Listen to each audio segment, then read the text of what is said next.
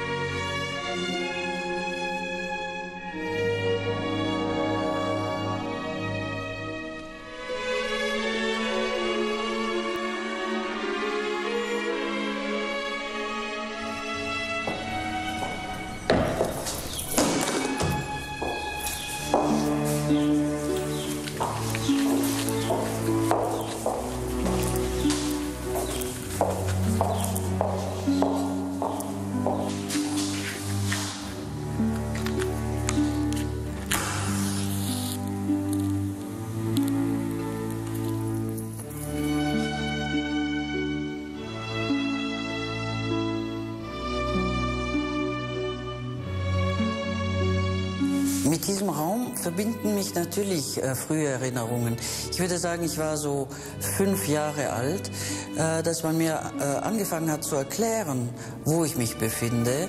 Und ich wurde an der Hand geführt von den Erwachsenen und es wurde mir eben erklärt, wer hier beerdigt ist und wer hier in dieser Gruft liegt.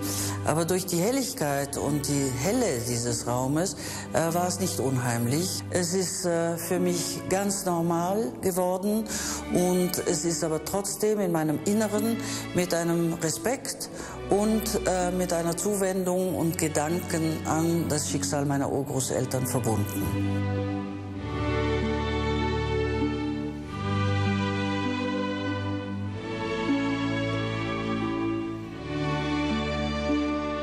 The consequences of Sarajevo 1914.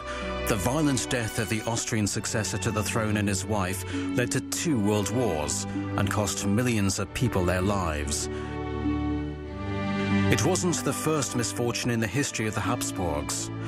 A window view into the past shows the extent to which this ruling family stood in the shadow of death and tragedy.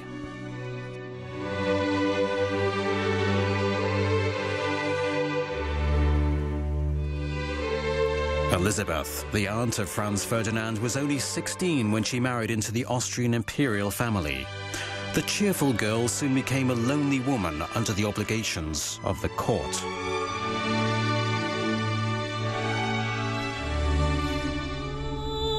At the age of 19, she lost her first child, Sophie, to a fever while traveling through Hungary.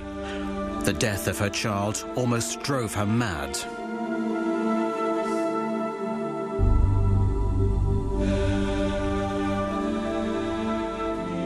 But then, 1 year later, she bore a son, Rudolf, the successor to the throne, who grew to become a sensitive and eccentric young man. But he doesn't wish to rule.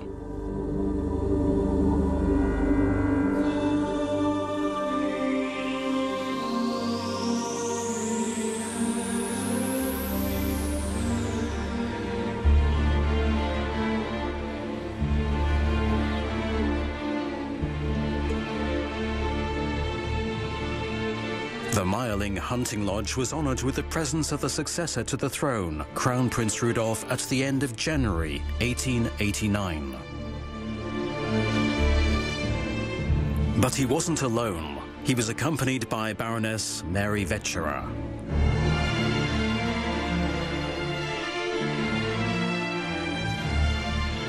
Crown Prince Rudolf had been married since 1881 to Stephanie, the daughter of the Belgian king. The 17-year-old Mary Vetscherer was his secret lover.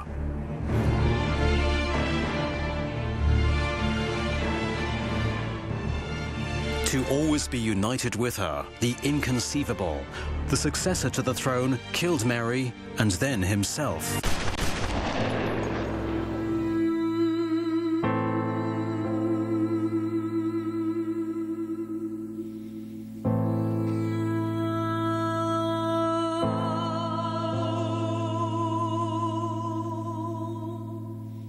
Schönbrunn in mourning. Rudolf's mother, Empress Elizabeth, never recovered from this shock. Once again, she had lost a child, the only 30-year-old successor to the throne.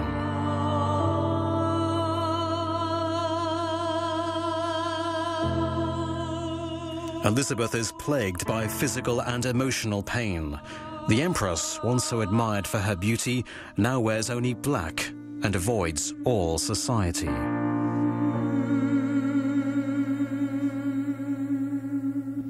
She unites with the dead in spiritualistic seances. She too will suffer a dark fate.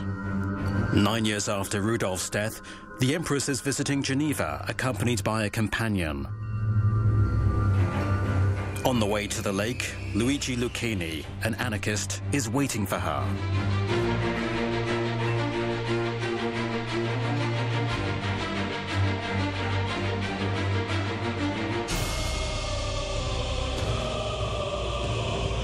Once again, a member of the House of Habsburg is the victim of a bloody act of violence. Following the assassination, the Empress is brought back to her hotel, but help comes too late. The doctor can only confirm her death.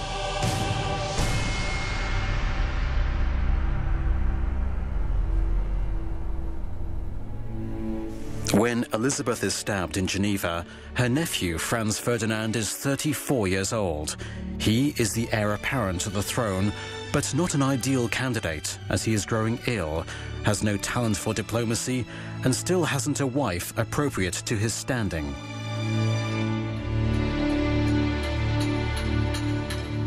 He has this long to live.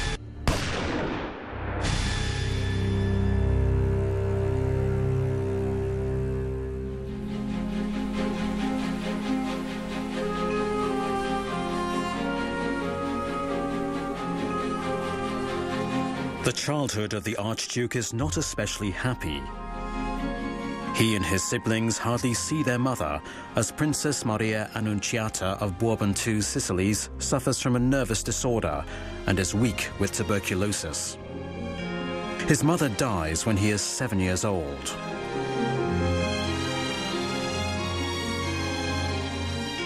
Franz Ferdinand is only a mediocre student. He especially has difficulty with languages. The boy still has no idea that he will one day be successor to the throne and the victim of an assassination. He is the nephew of the emperor, Franz Josef. Uncle Maximilian is executed in Mexico. Ludwig Victor suffers from a nervous disorder. His father, Karl Ludwig, is only 3 years younger than the emperor. Maria Teresa of Portugal is his third wife and a loving stepmother to his orphaned children. Franz Ferdinand is already an officer at 14 and stands next to his proud father as a lieutenant.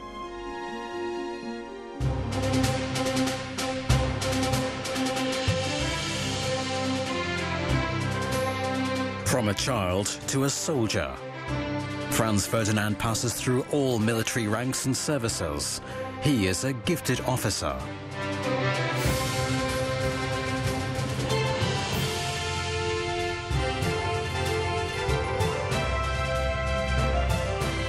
Erdenburg, he commands a Hussar regiment, but he keeps his distance from the Hungarians.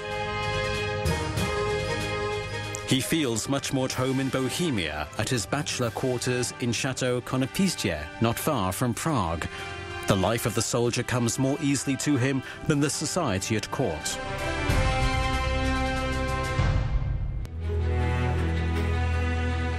He describes his time with the Dragoon Regiment in Enns as the most light-hearted time of his life. Here, he can simply be a natural young man without having to consider court etiquette and have fun with his comrades. In the photo studio, Franz Ferdinand and his friends are not only photographed in martial pose, but also as young men of leisure, with fashionable middle partings and waxed moustaches. A future successor to the throne in a striped shirt.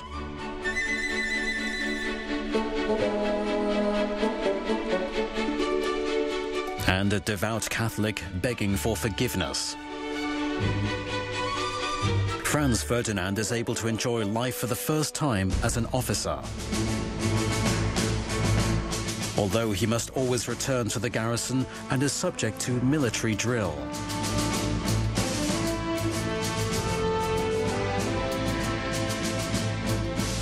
Franz Ferdinand is happy as a soldier, but he can't withstand the strain. In 1891, at the age of 27, tuberculosis breaks out. He must quit the service. He has this long to live.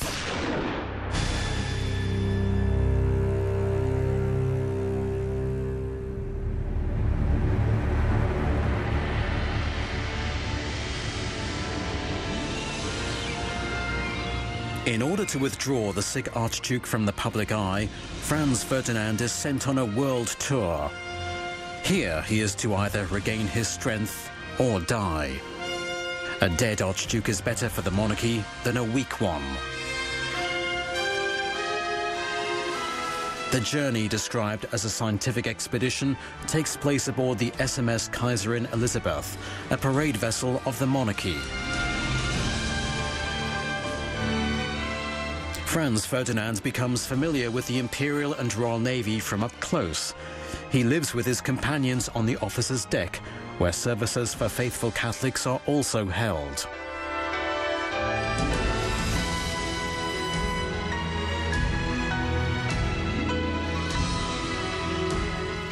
The journey extends from Trieste over Sri Lanka to India and Nepal. Franz Ferdinand is deeply impressed. He describes the sumptuous receptions in his diary. We climbed onto an entire herd of elephants with our suites. The Nizam of Hyderabad is one of the most illustrious and wealthy rulers of his time. For the royal guest from Austria, the Mughal provides everything his country has to offer in exotic splendor. Luxurious palaces. Receptions with Indian dignitaries and British colonial rulers. Tiger fights and military parades. In a shooting contest, Franz Ferdinand measures himself against the Nizam and wins against the best shooter in India. However, he is most fascinated by the big game hunt in the Indian jungle.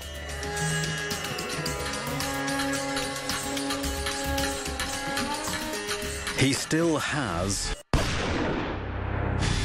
this long to live.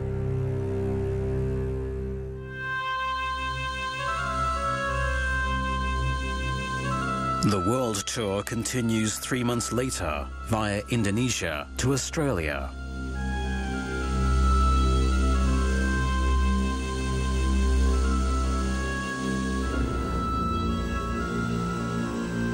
Franz visits the rice fields and the ancestral temples in the Maluku Islands.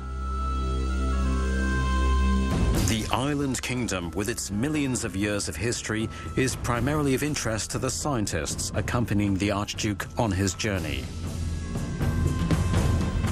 The expedition brings back thousands of anthropological finds to Vienna, trophies for the valuable collections of the Habsburgs.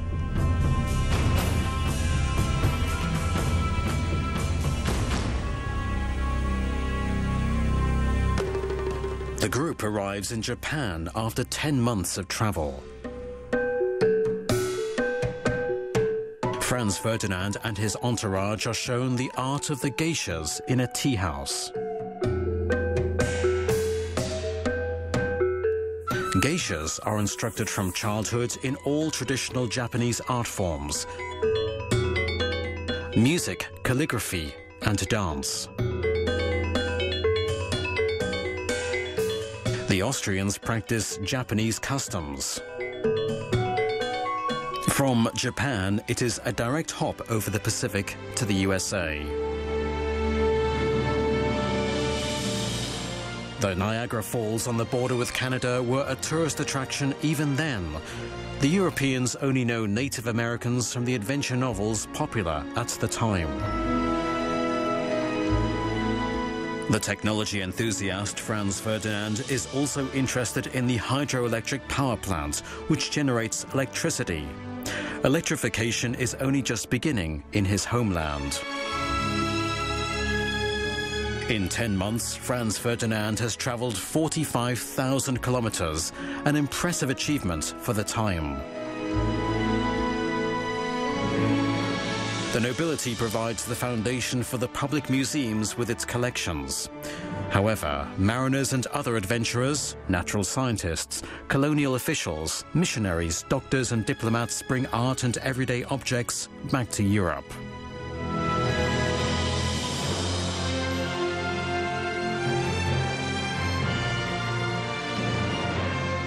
The expedition of Franz Ferdinand had collected more than 2,000 objects in the South Seas alone as trophies, but also as objects of study.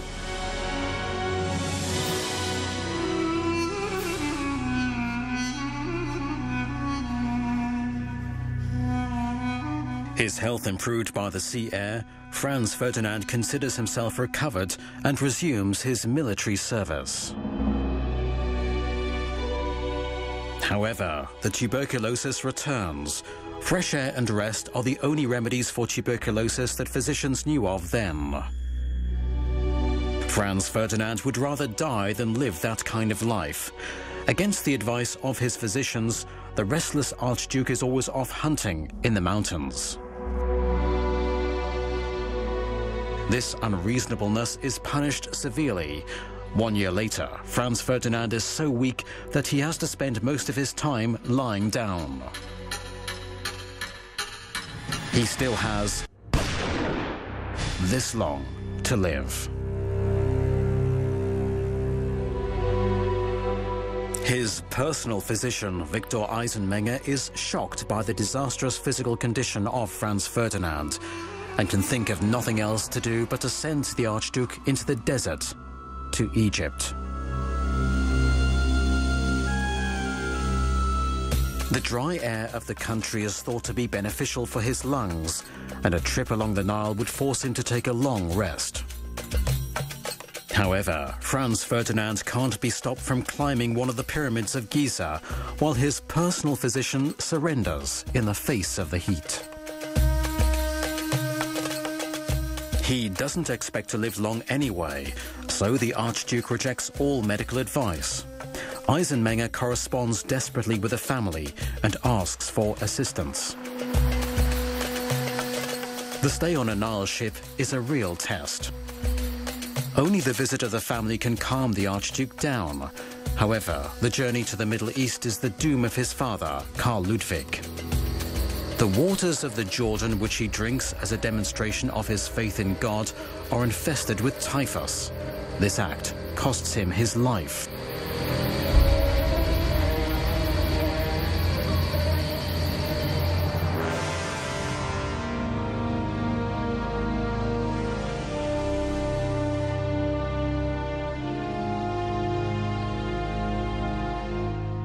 With the death of Karl Ludwig, Franz Ferdinand is now the direct successor to the throne.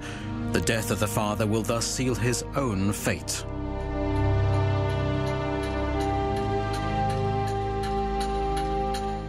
He has this long to live.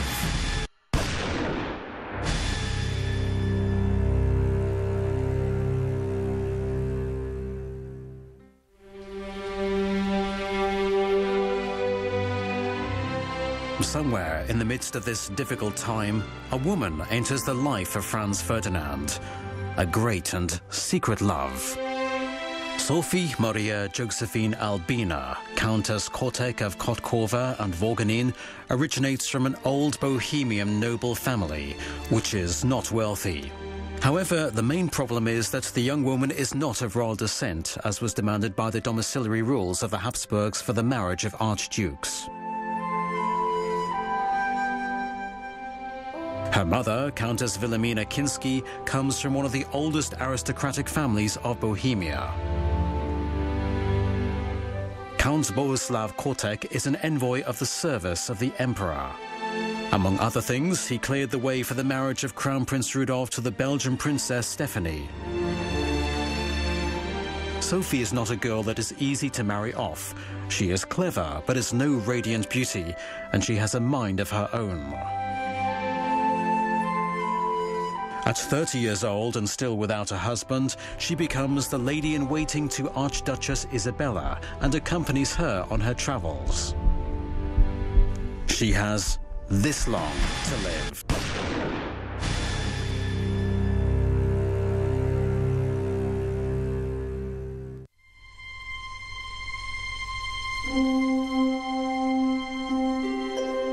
A lot of tennis is played at Grasalkovich Palace in Bratislava, the residence of the Archduchess. Franz Ferdinand and Sophie also play. Isabella long has no notion that the Archduke is far more interested in her lady-in-waiting than in her daughters. They write endless letters to one another when they are apart. Franz Ferdinand is forced to spend much time far away from society due to his tuberculosis. But in his thoughts, Sophie is always with him.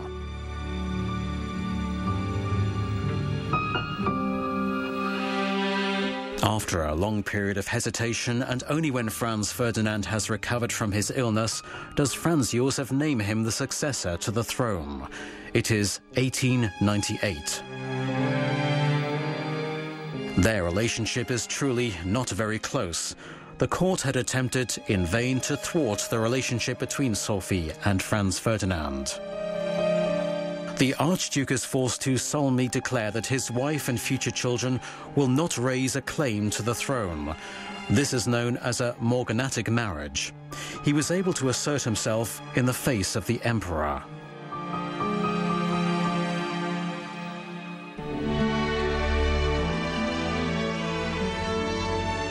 On the 1st of July 1900, the couple married in Zakupe in Bohemia, far from Vienna, and without the royal family. Only Franz Ferdinand's stepmother and her two daughters are present, as the marriage is not considered befitting of the Archduke's rank.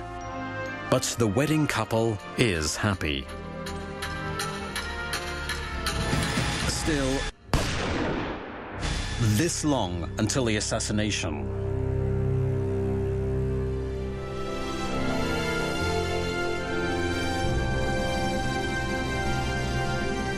The Archduke had purchased the Konopiszcze castle not far from Prague years before. It now became the focus of his private happiness. Amidst the Bohemian forest, Franz Ferdinand and Sophie lived in their own world without court intrigues and strict etiquette. The library is one of the few parts of the state apartments they use. The couple has furnished a small apartment with all the practically bourgeois comforts on the second floor of the medieval castle.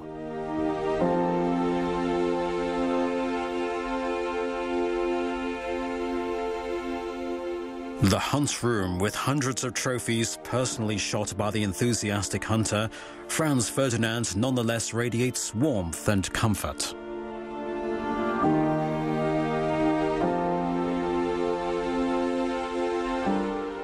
The apartments of the successor to the throne and his family are designed and furnished very personally.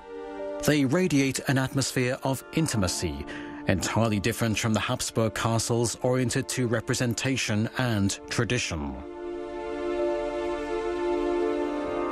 Franz Ferdinand and Sophie also don't have separate bedrooms, as so many other royal couples do.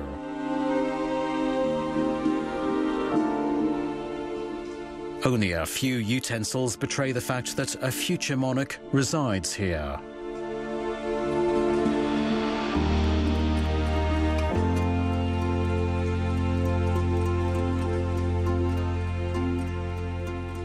Franz Ferdinand brought back the Japanese kimono from his world tour and uses it as a dressing gown. The bathroom is equipped with all the comforts of the day, running hot water.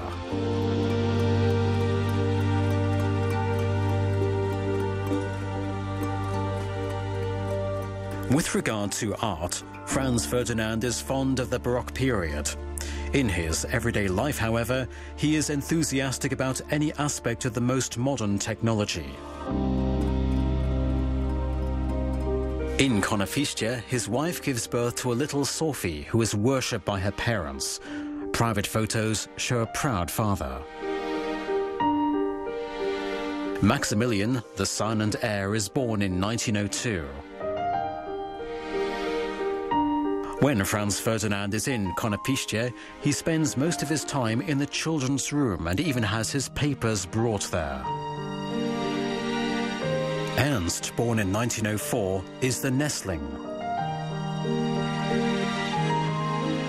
The three children of the couple grow up protected and loved by their parents.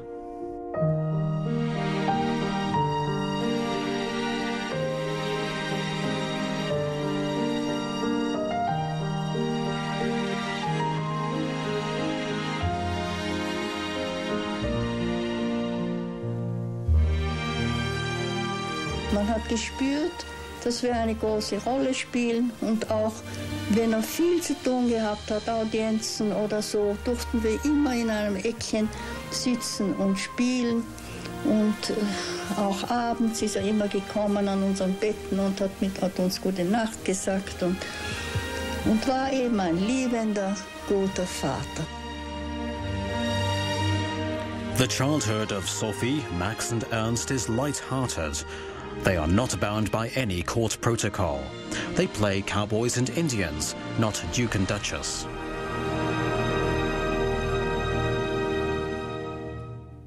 A child with an admiral for a father is almost certainly going to be interested in marine navigation. The Navy also included paddle steamers. The toy coach transports Sophie's dolls. Watercolors painted by the children of their life in Konopishche with flowers and birds, their favorite animals, hang on the walls.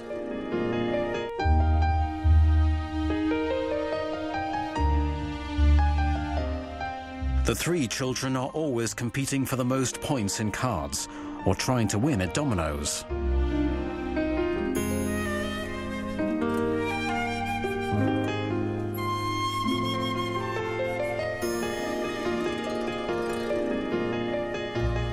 The children spend most of their time outdoors in nature.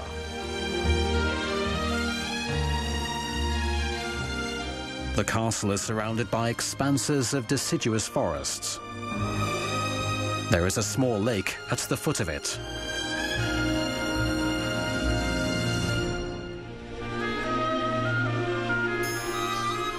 The children take boat trips with their dog. Max and Ernst row.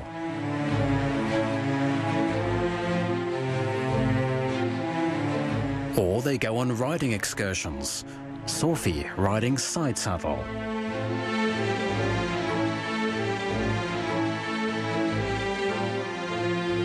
Their father has a predilection for horticulture. On a summer day, the people from the vicinity are invited to admire the splendor of the flower beds.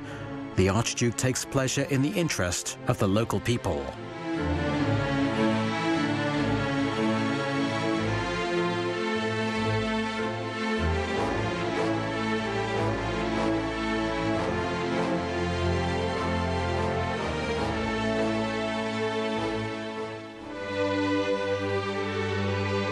Franz Ferdinand, the soldier, has an entirely different side to him, a love of botany. He has an expansive park built according to his plans, with a rose garden containing the rarest breeds as the focal point.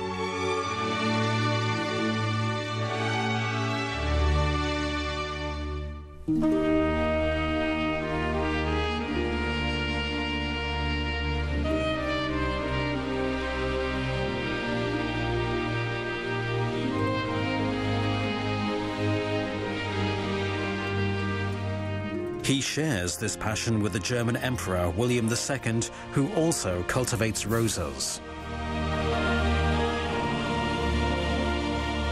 The two men are very close friends.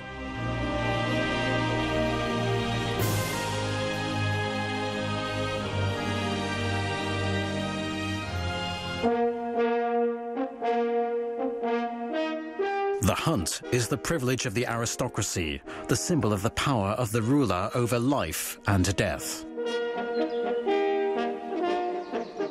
Franz Ferdinand has a passionate interest in weapons. He is one of the best shooters of his time, and he goes hunting whenever he can.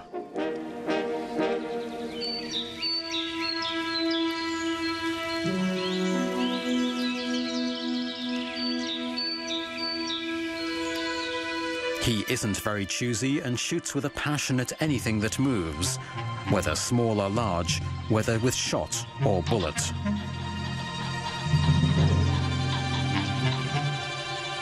The opportunity to shoot is found everywhere in the forest and open fields.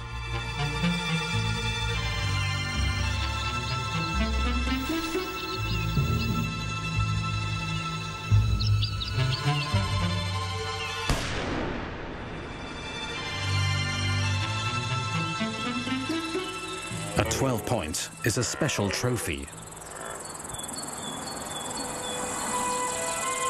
However, even the roebuck isn't safe from the weapon of the successor to the throne. The hunt is still a sporting matter in the high mountains.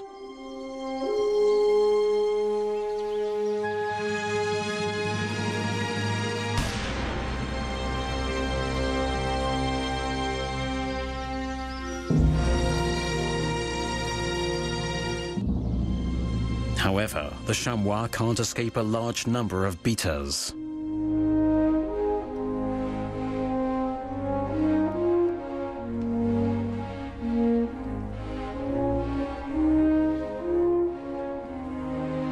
In the primeval Bialow v. Escher forest, Franz Ferdinand even shoots an extremely rare Wiesent.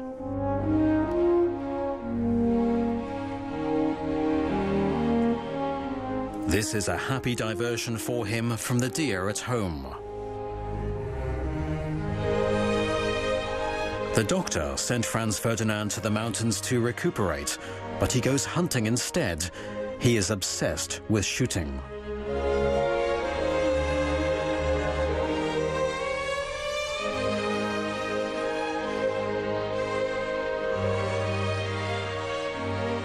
So many trophies hang at Konopiste Castle that they cover the walls like ornaments.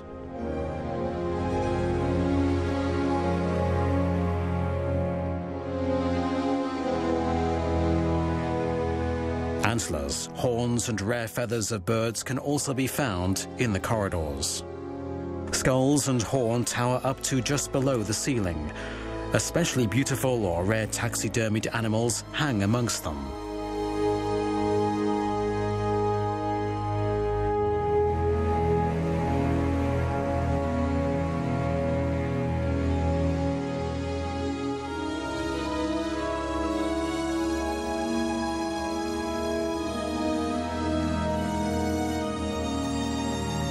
Each individual shot is recorded meticulously.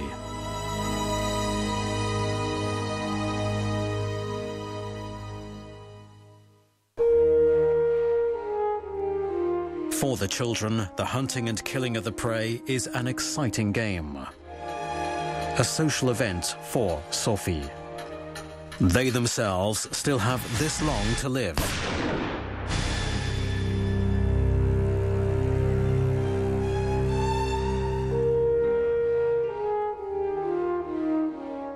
the visit of Emperor William II.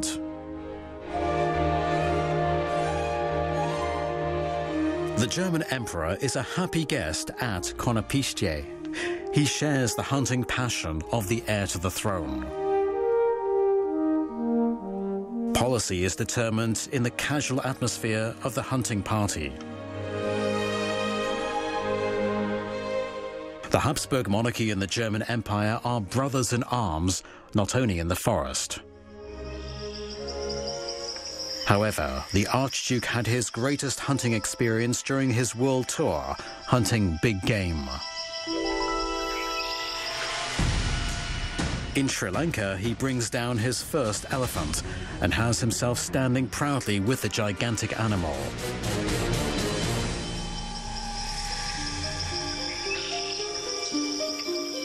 Chital deer graze on the savannah, and then a Bengal tiger.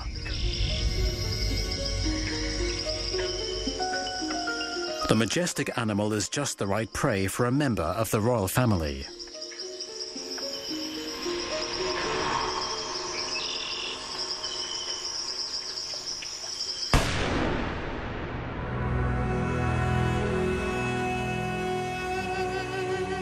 The successor to the throne will shoot 272,439 animals before his demise.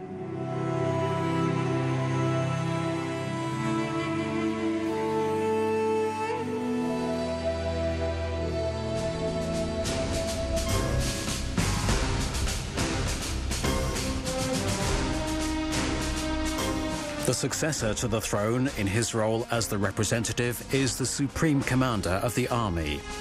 In a few years, he once again whips the army into shape, which was, in some respects, in a desolate condition. The cohesion of the multi-ethnic army must be trained in constant maneuvers. The family monitors progress.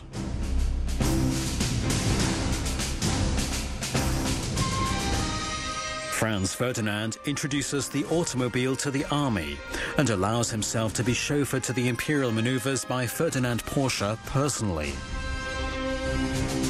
The designer introduces his latest model in the process.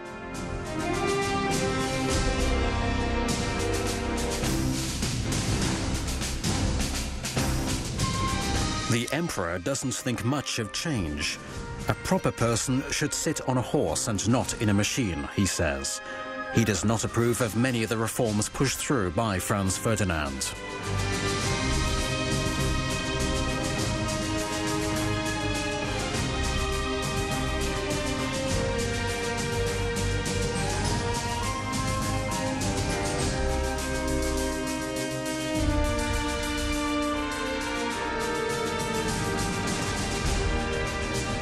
However, the successor to the throne is not only the representative of the emperor in the army. Increasingly often, it is he who defines policy at home and abroad. The ancient emperor has more of a representative than a governing function.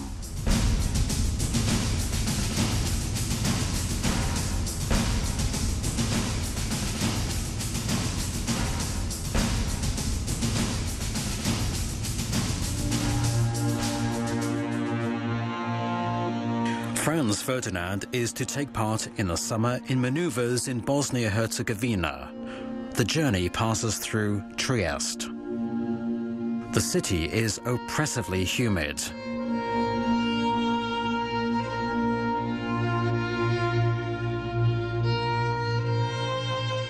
The Imperial and Royal Navy greets the Supreme Commander in passing. At the mouth of the Neretva River, Franz Ferdinand transfers to the imperial boat Dalmat. The General Governor of Bosnia-Herzegovina is waiting in Metkovic. The successor to the throne meets the notables of Mostar, then continues on to Ilija, to Sofia.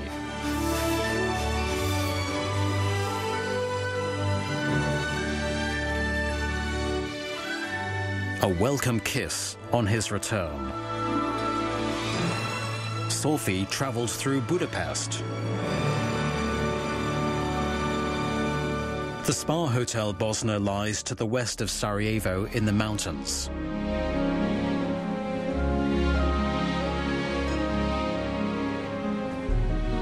The rooms have been specially redecorated for the royal visit.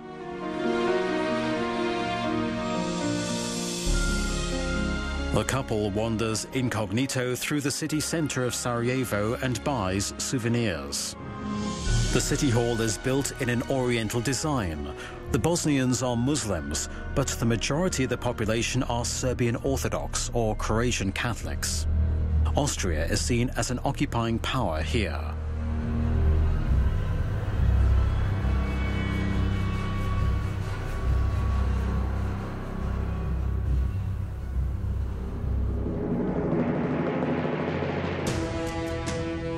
The planned maneuvers begin the next day around the mountain village of Tarzin.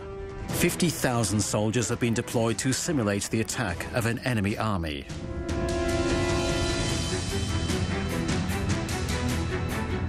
The Archduke is so impressed with the performance of the troops that he has the maneuvers called off early the next day.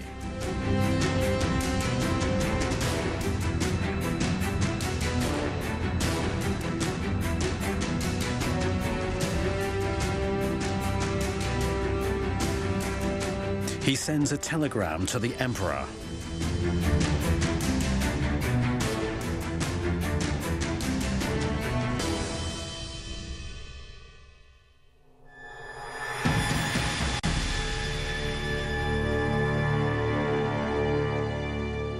The fateful day. Franz Ferdinand and his wife are on their way to the capital city, Sarajevo. They both only have this long to live.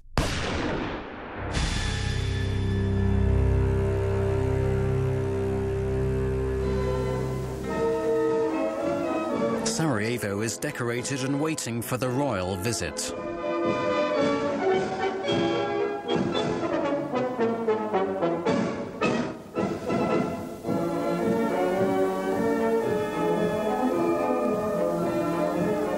The papers have reported the route of the Habsburg visitors so that the houses are decorated and the population can pay homage to the successor to the throne.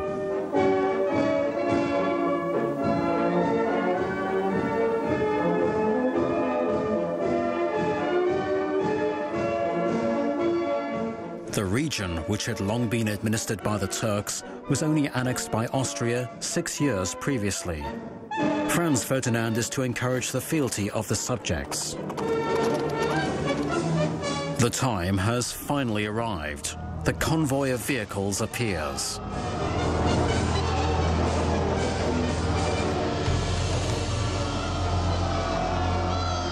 The crowd cheers the successor to the throne, but not all those waiting have friendly intentions for him.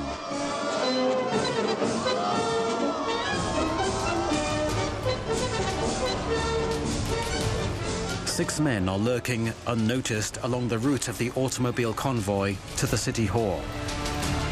They want to kill the Archduke.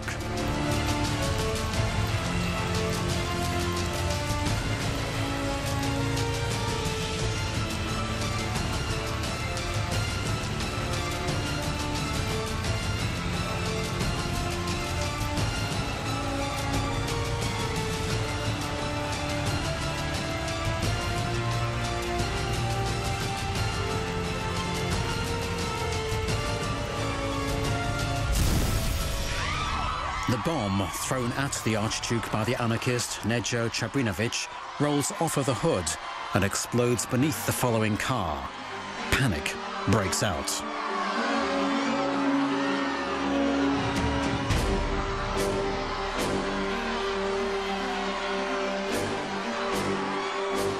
The would-be assassin runs to the river and attempts to poison himself.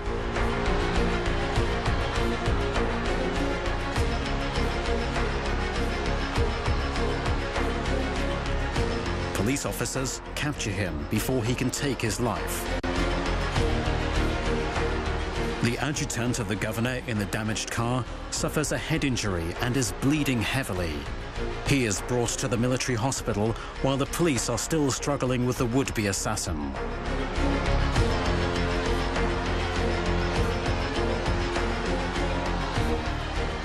The car of the Archduke is undamaged and continues on its way. The would-be assassin is almost lynched by the enraged crowd.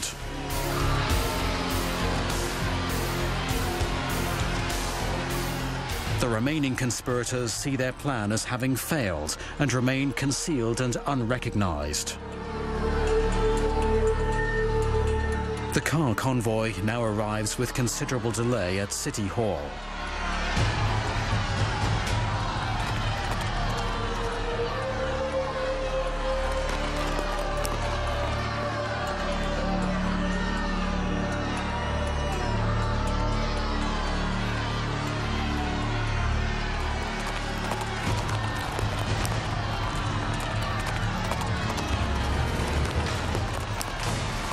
The city councillor, who has heard nothing of the dramatic incident, is already waiting.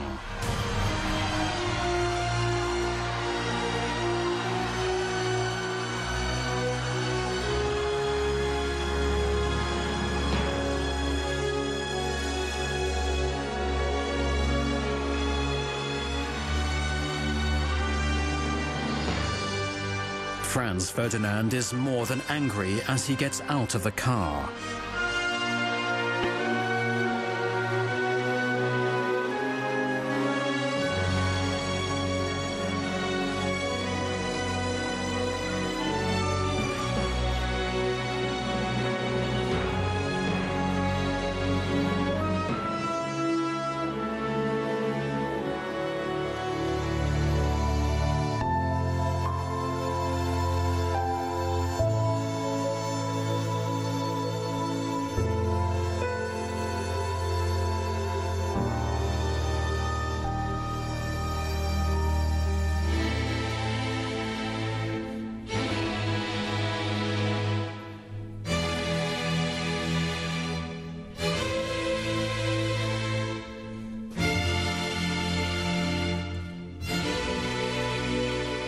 I come to visit Sarajevo and people throw bombs at me, he curses.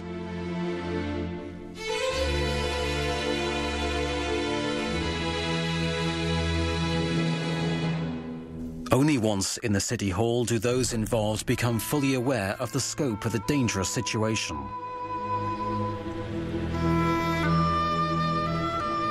Someone had actually tried to kill the successor to the throne. The mood is electric and a sense of helplessness prevails. However, the seriousness of the situation is variously estimated. It seems to me that we'll take some fire today, is the sarcastic appraisal of the successor to the throne. But Governor Pijoric assures him that he has nothing to fear. However, these are, of course, only placations to calm the heated mood. What exactly occurred in this fateful hour is told by only a few contradictory eyewitness accounts.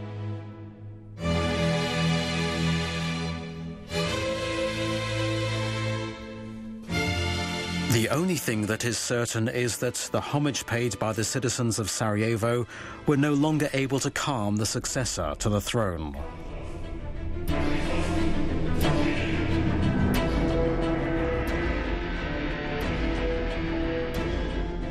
The mayor begs forgiveness for the incident repeatedly. It is also discussed whether it might be better to cancel a visit and bring the successor to the throne to safety through a side exit.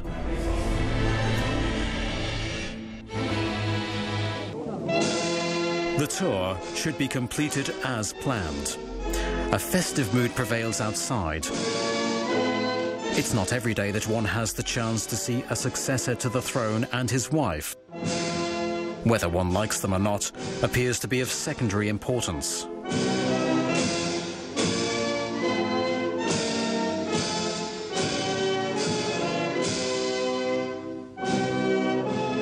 The die is cast in the city hall.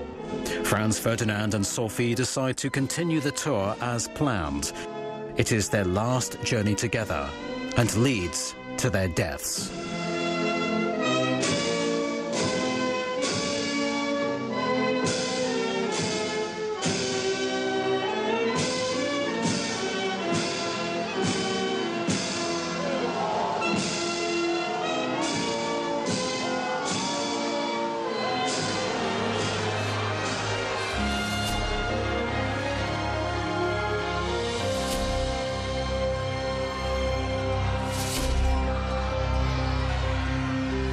They are entirely conscious of the danger, but they don't want to leave one another.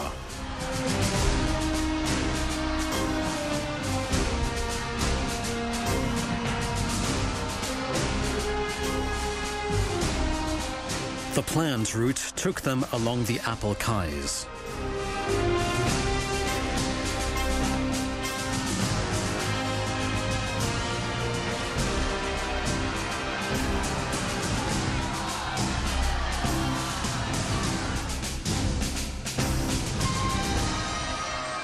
The convoy of cars was originally supposed to turn off at the Cafe Croatia and drive through the city centre of Sarajevo. This plan was changed for security reasons. However, in the excitement, the chauffeur of the first car wasn't informed of this. The first car, therefore, turns off mistakenly into the Franz-Josef-Straße. The spinning wheels are already recognizable in this photo. It is the last photo of the couple alive.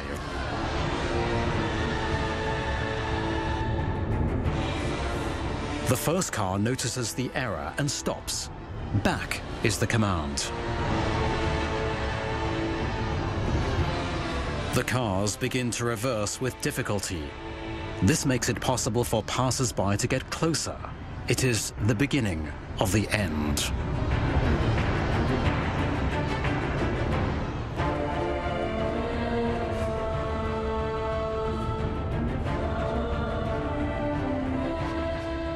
The assassin happens to be standing in the crowd by chance.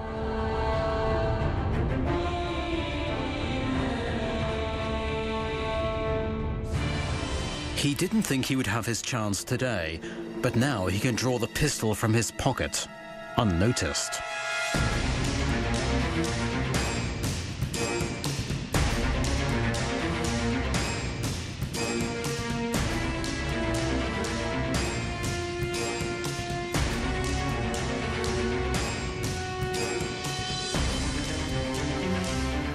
The car of the successor to the throne drives past him very closely.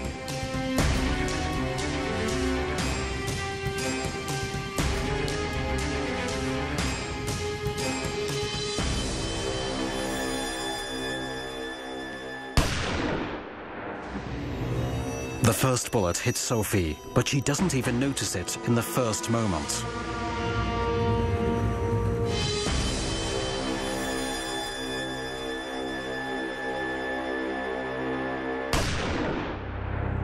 He felt something on his throat. One bullet has torn the jugular vein. He begins to bleed heavily.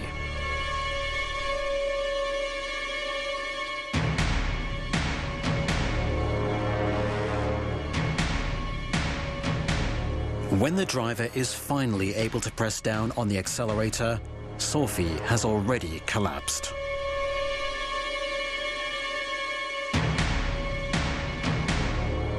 The spectators pull the assassin down and attempt to disarm him.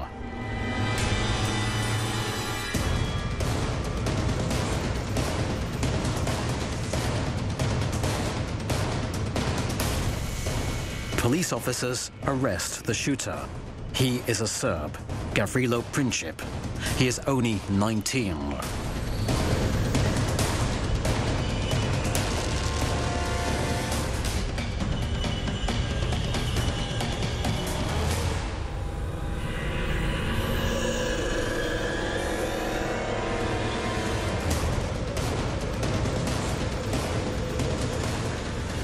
The young gunman is acting on behalf of a Serbian secret organization, the Black Hand.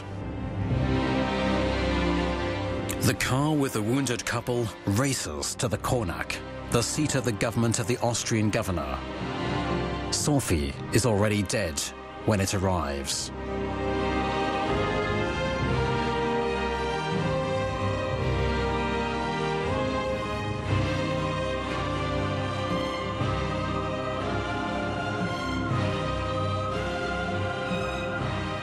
Linked by the bonds of matrimony, united by the same destiny were the words which Franz Ferdinand had carved, seemingly prophetically, into the pedestal of their sarcophagus. Sophie is laid out on the bed of the governor. Franz Ferdinand on a chaise longue in an adjoining room.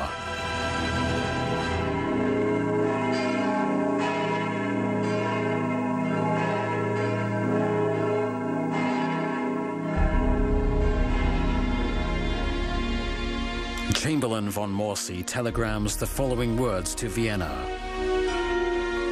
Felled by the nefarious hand of a murderer.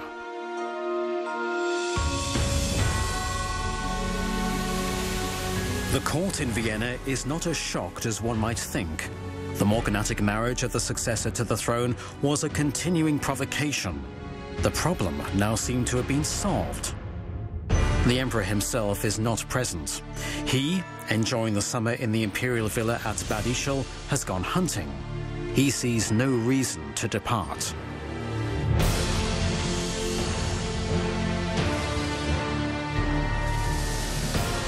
He received the news of the deaths without demonstrating any emotional agitation. In contrast to the international press, which places the assassination on the front pages around the world with corresponding illustrations.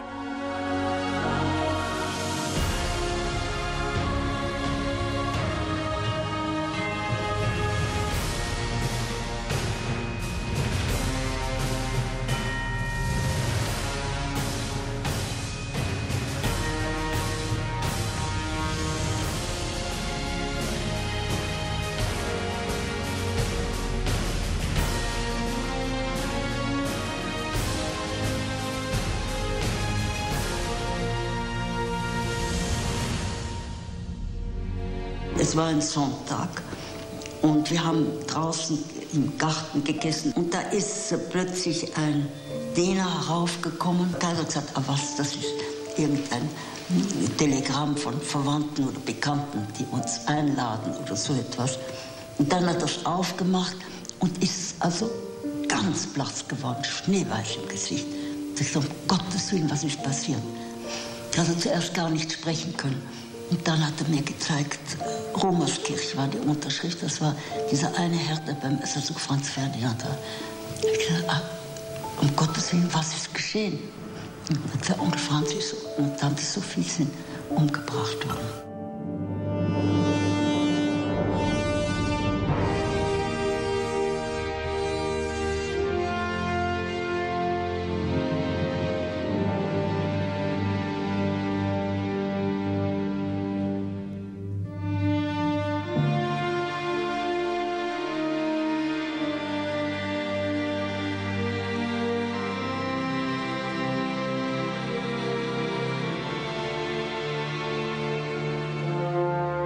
However, the Archduke and his wife were treated like outcasts even in death.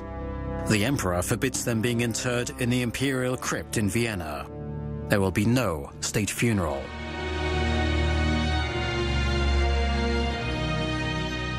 Only in Sarajevo, in the circle of their own entourage, is the deceased couple treated with love and respect.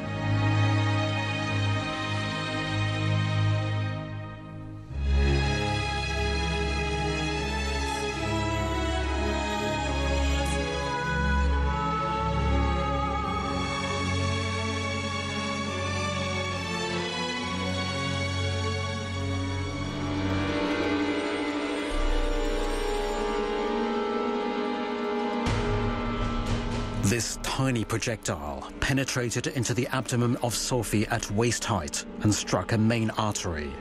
the Duchess died of internal bleeding.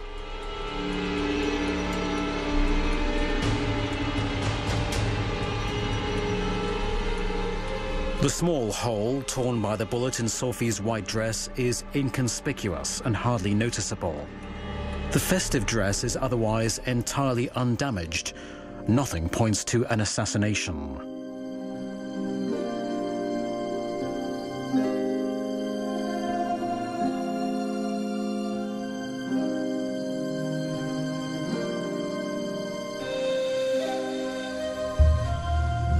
The uniform jacket of the Archduke, in contrast, is completely smeared with blood.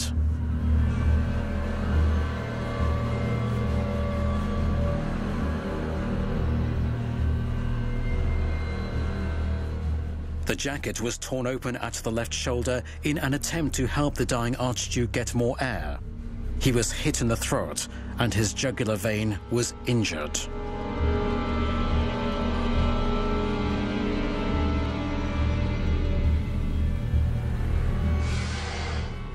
His shirt has also been kept. It absorbed the blood like a sponge.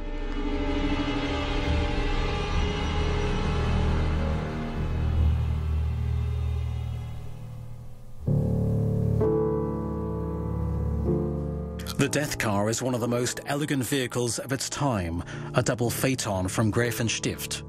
The hole which the bullet that hit Sophie in the stomach created is clearly visible on the right side. It is only due to tragic coincidence that the bullets hit their marks, as the assassin didn't even really aim, instead turning his head away. The rear of the car was slightly damaged by the unsuccessful assassination attempt with the bomb.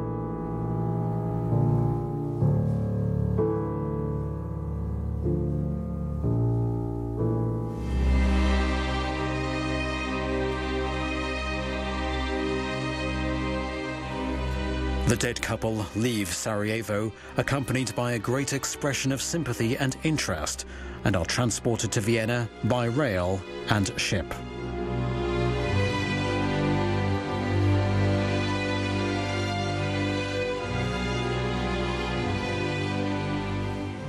The Castrum Dolores is met by many people in the port of Trieste. The coffins of Franz Ferdinand and Sophie are laid out on the quay overnight.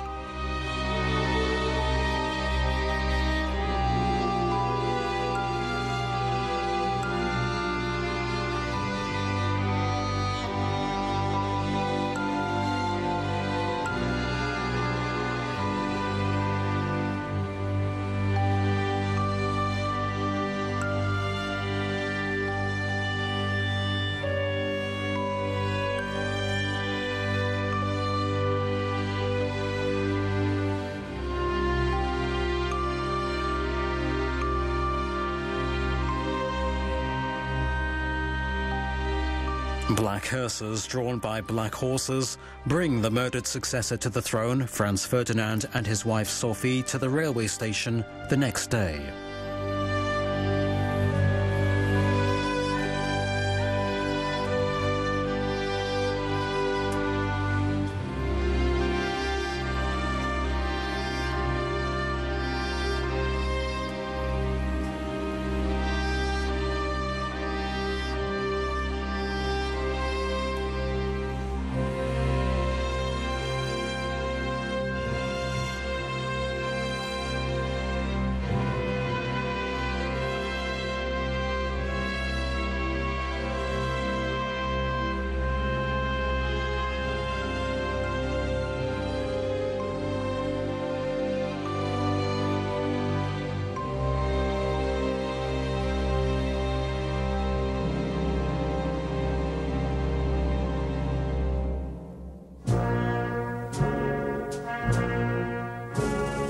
The entourage of Franz Ferdinand and Sophie's lady-in-waiting accompany the coffins, followed by the representatives of the city and the Admiralty.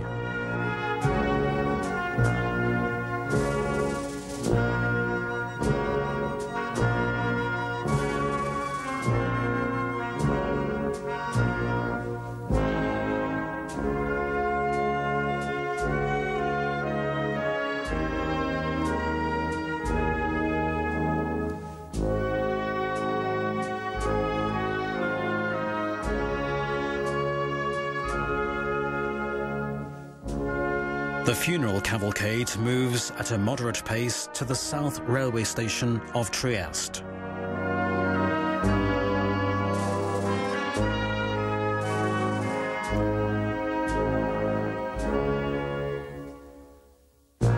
The coffins are unloaded there and transferred to a train to Vienna.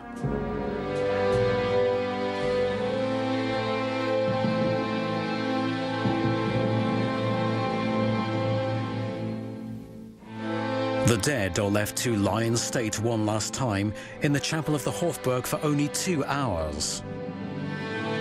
Sophie is not even shown respect in death. Her coffin is placed at a lower height. Emperor Franz Josef arrives from Ischl. He only remains briefly. The corpses are then relocated across the Danube with a ferry in the middle of the night. The destination is the castle at Archstetten.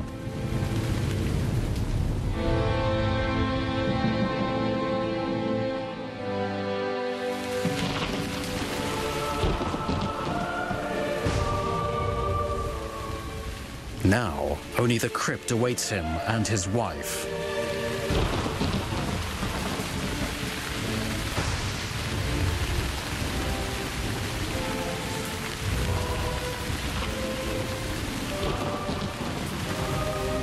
He himself had commissioned its construction because he knew that his body would never lie in the imperial crypt at the side of emperors and kings if he didn't give up Sophie.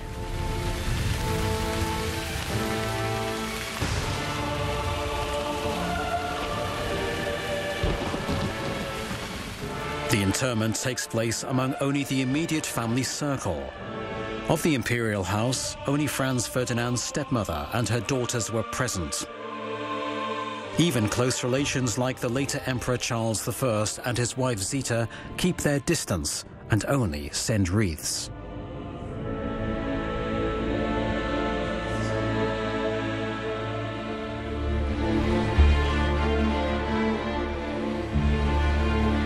The attention of the world is focused on the idyllic summer resort of Bad Ischl.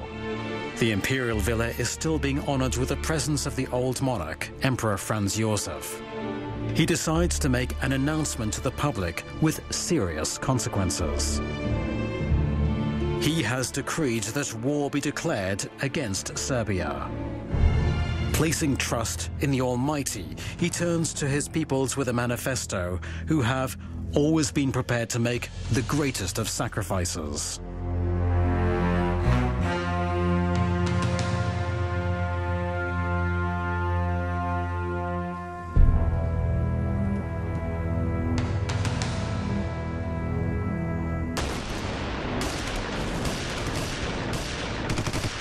No one in the summer of 1914 can imagine the monumental dimensions this war will assume, nor the scale of the battles that will be fought with machines. Soldiers are only cannon fodder.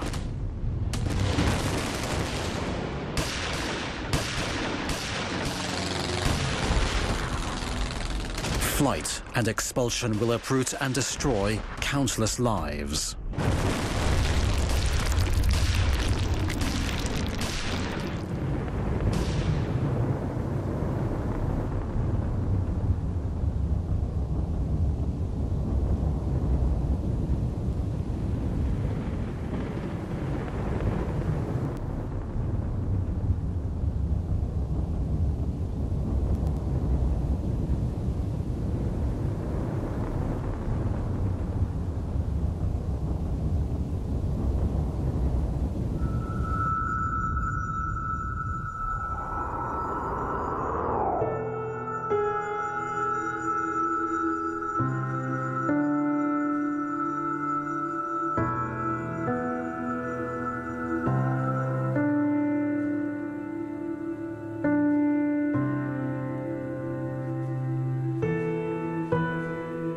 The great-granddaughter of Franz Ferdinand and Sophie, Anita Hohenberg, now lives in Castle Archstetten.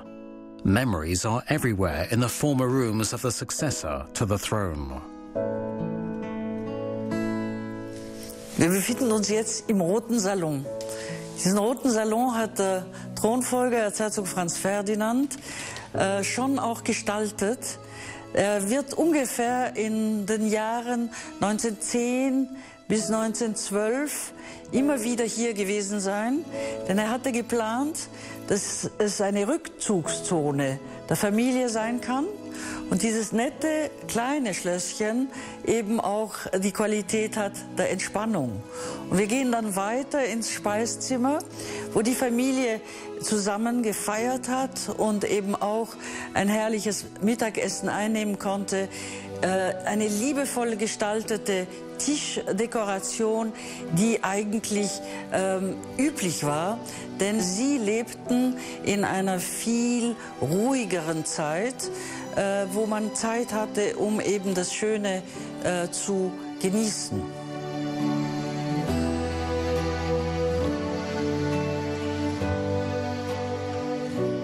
Flowers, which the successor to the throne loved so much, decorate the precious Hungarian Herend porcelain, which is still used today for family celebrations. The Hohenberg family wishes to keep the memory of the tragically murdered great-grandparents alive.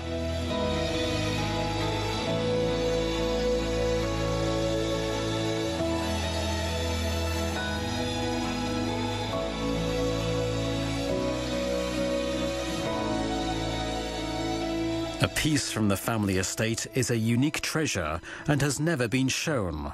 A brooch given by the successor to the throne to his wife as a gift. The exact year and occasion are unknown.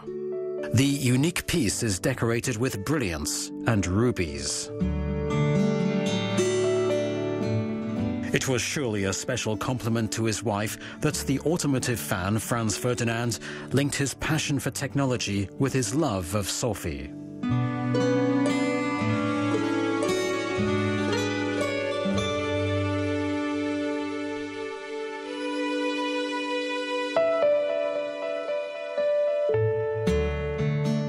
Not knowing that precisely such a car would be the place in which it would be their fate to die together.